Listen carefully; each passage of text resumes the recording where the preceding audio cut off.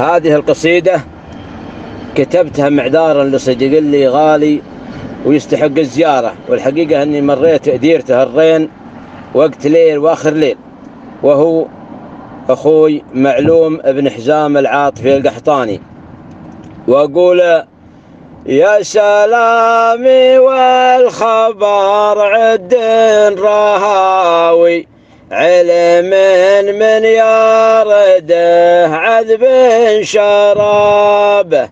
بعدها منهاجس للطيب ناوي، كان صوته في الحشا صوت الذيابه، واكتب الجزلات ما هي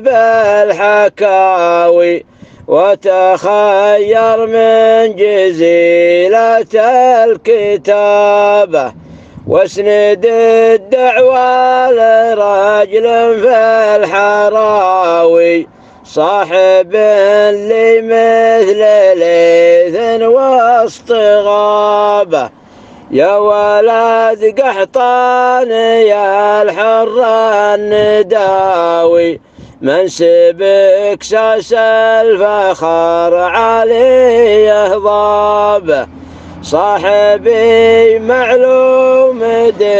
دون الهقاوي، من وراء الهقوات ويشد العصابة،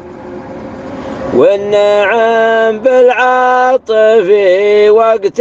العزاوي، والنعم في سلم ولا في حرابه، جيت يا ابو حزام والخط متساوي، وقت ليل ولا قدرت اقول اجابه. تقبل تحيات اخوك ابو ابراهيم ارتيبان مقعد المجامعة السبيعي. مرحبا من خاطرنا طرب شفاوي يعد برق اللاح في مقدم سحابه، والبيوت اللي مثل الامر السماوي مرحبا بكتابها واللي لفابه، يا بعيد الشبح يا فداك الدناوي مرحبا في مجلس ما صك بابه، مرحبا والفال بالنوعود جاوي والشحم ومعزب دفث جنابه، ساعة جابتك